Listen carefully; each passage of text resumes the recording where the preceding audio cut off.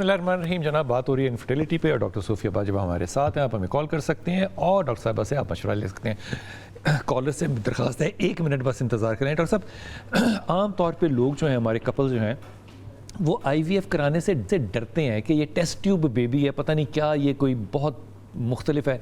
लेकिन ये बात मैं बड़ी वाज़ेह बता दूं कि तमाम उलमा इकराम का फतवा इसके हक़ में है। IVF इस्लामी तरीके से बिल्कुल एब्सोल्युटली हलाल है। ये IVF से डरते क्यों लोग इतना?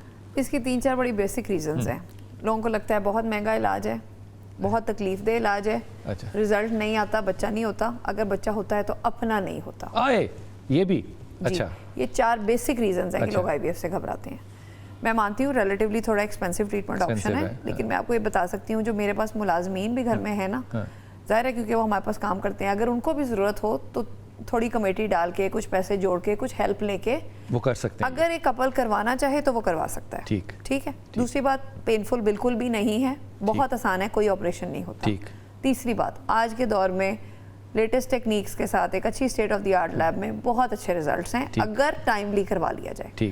मेजॉरिटी 100% तो नहीं, लेकिन क्योंकि 100% इसलिए नहीं क्योंकि हमारा मजहब डोनर एग्स और एम्ब्रियोज की इजाजत नहीं देता, डोनर स्पर्म की इजाजत तो ये मियां बीवी के ही एग और स्पर्म है। जिस तरह दूसरे ममालिक में जहाँ डोनर अलाउड है वहाँ 100% कपल्स ट्रीटेबल हैं, लेकिन चूंकि हमारा वो एक रिलीजियस कंस्ट्रेंट है, काश लीगल भी होता, लीगल है नहीं, लीगल अभी तक रूल्स नहीं है, लेकिन रिलीजियस कंस्ट्रेंट है, इसलिए majority patients I would say treat हो सकते हैं अगर टाइमली करा लें, स्पेशली जब फीमेल की एज। तो ये जो एग और स्पर्म है ये मियां बीवी का ही होता है, इसमें कोई और औलाद नहीं है, उनकी अपनी औलाद है। सबसे मेन मिसकंसेप्शन लोगों को ये लगती है कि अपना बच्चा नहीं है। ये देखें, हम जितना भी पेशेंट को कह लें कि हम लोग इस चीज़ की पूरी गारंटी लेते हैं, हर चीज़ को चेक करते हैं, हर चीज़ पे एक विटनेस होता है जो क्रॉस चेक करता है।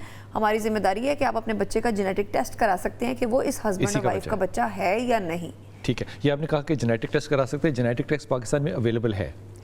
जेनेटिक टेस्ट पैटर्निटी टेस्टिंग हो जाती है पाकिस्तान में, लेकिन एम्ब्रियोज की जेनेटिक टेस्टिंग ओवरसीज आता जाती है, अभी एक्सपेरिमेंटल स्टेजेस में पाकिस्तान में स्टार्ट हो। डॉक्टर साहब, बहुत जल्दी से एक और बात का जवाब दीजिए, कॉलर बड़ी माजरत के साथ। डॉक्टर साहब, आम तौर पे यहाँ पे बहुत ज़्यादा सोशल मीडिया पे भी देखें तो कहते हैं कि जनाब अगर किसी का ज़ीरो स्पर्म, एक्सोस्पर्मिया भी है, तो हम उसको स्टेम सेल थेरेपी से उसके स्पर्म्स बना लेंगे और फिर बच्चा पैदा हो जाएगा। क्या ये मुमकिन है?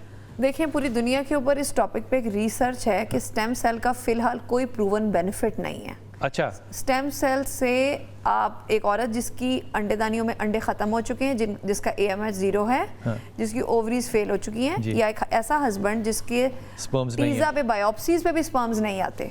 अगर ब्लॉकेज है, बायोप्सी पे स्पर्म आया, उस पर इक्सी हो सकती है, लेकिन अगर बायोप्सीज पे भी स्पर्म नहीं आते, टेस्टिकुलर फेलियर है, ओवेरियन फेलियर है, इन कपल्स का स्टेम सेल से कोई proven treatment till today, it is like August 2025, इसका कोई इलाज मौजूद नहीं है। तो ये जो सारे अस्पताल जो फेसबुक पे आ रहे हैं, जो मीडिया पर आ रहे हैं, कह रहे हैं कि स्टेम सेल थेरेपी करा लें जनाब, बच्चा पैदा हो जाएगा, ज़ीरो स्पर्म है तो कोई बात नहीं। देखें, ये पेशेंट्स को बेवकूफ़ बना रहे हैं। ये वो कपल्स हैं जिनके अंदर किसी और कपल का एम्ब्रियो डाल दिया जाता है और वो उस कपल को पता नहीं होता, इस वजह से सारे IVF सेंटर्स बदनाम होते हैं। और पूरी दुनिया में इस पे रिसर्च है, एशरे की, यूरोपियन रिप्रोडक्टिव एसोसिएशन की गाइडलाइन देख लें, अमेरिकन देख लें, पूरी दुनिया की गाइडलाइंस आप उठा के देख लें कि स्टेम सेल वाला इलाज, अभी रिसर्च इस पे हो रही है कि आने वाले दिनों में इसका कोई ट्रीटमेंट होगा।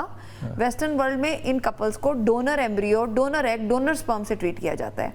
और बड़ी मज़े की बात नहीं है बिलाल साहब के पाकिस्तान में ये इलाज बगैर किसी मसले के हो रहा है और मरीजों का किया जा रहा है और उनके बच्चे हो रहे हैं।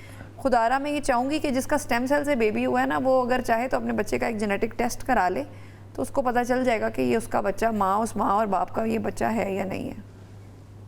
मैं इस पे स्पीचलेस हूँ, बिल्कुल भी स्पीचलेस हूँ। अल्लाह ताला माफ़ी दे, और अगर जिसका भी गुनाह है अल्लाह ताला उसको हिदायत भी दे। सज्जाद हमारे साथ है। सज्जाद, अस्सलाम वालेकुम। वालेकुम अस्सलाम सर। जनाब अली, बिस्मिल्लाह, हुक्म कीजिए।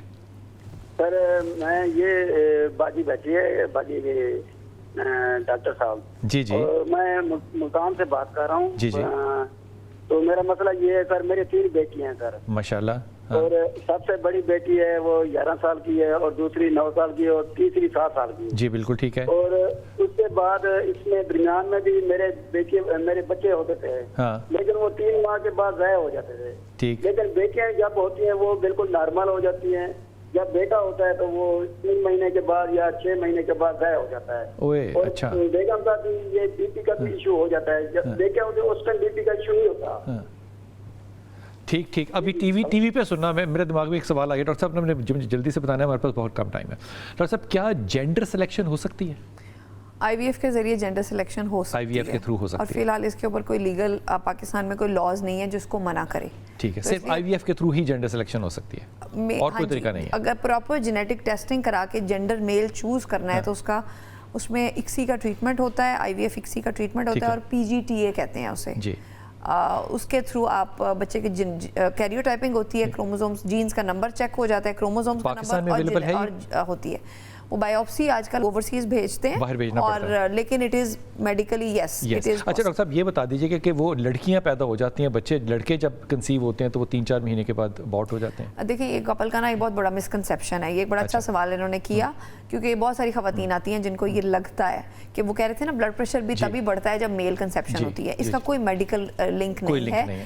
وہ بائی چانس جب بیٹے کی پریگننسی ہوتی ہوگی تو اس کو بلڈ پریشر کا ایشو ہو جاتا ہوگا, لیکن اس کا یہ جینڈر کے ساتھ کوئی لنک نہیں ہے. ٹھیک ہے, یہ بات ویسے ہمیشہ سے ازلوں سے ایک بات مانی گئی ہے کہ جب ایک عورت پریگننٹ ہوتی ہے نا تو جو میل بیبیز ہیں نا وہ سینسیٹیو ہوتے ہیں, زیادہ سینسیٹیو ہوتے ہیں, ویک بھی ہوتے ہیں. ہاں جی, جو خواتین کے عموماً پیٹ میں بچہ فوت ہو جاتا ہے کبھی کبھار, یا اس میں کمپلیکیشنز ہم لوگ میل جینڈر میں تھوڑی زیادہ دیکھتے ہیں, یہ اکثر دیکھا ہے, کیونکہ میل جو بیبی ہوتا ہے نا جب وہ ماں کے پیٹ میں بھی ہوتا ہے تو وہ زیادہ نازک ہوتا ہے, وہ زیادہ سینسیٹیو ہوتا ہے. لیکن اگر آپ یہ کہیں کہ میل اس کے بچتے نہیں ہیں, فیمیل ساری بچ جاتی ہیں, یہ میڈیکلی ٹھیک نہیں ہے. ان کی پراپر کیئر ہوگی تو دیر از اے ویری گڈ چانس کہ جو بھی بیبی ہوگا وہ اس کی جو ہے وہ ہیلدی ایک بچہ وہ مدر. میرے بھائی اگر آپ لاہور آنا چاہیں تو ہم آپ کو اس معاملے میں بالکل خدمت دے سکتے ہیں, لیکن یہ مت جو ہے یہ بالکل مناسب نہیں ہے کہ جو میل بیبی ہے وہ جب ہوتا ہے تو میری بیوی کو یہ پرابلم ہو جاتا ہے, اس کا جینڈر سے کوئی تعلق نہیں ہے. لیکن ڈاکٹر صاحب نے یہ جو بات کی یہ بڑی اچھی اور سوچنے والی بات ہے کہ میل بیبی جب ماں کے پیٹ میں ہوتا ہے تو وہ زیادہ سینسیٹیو ہوتا ہے, اس کو کیئر کی زیادہ ضرورت ہوتی ہے.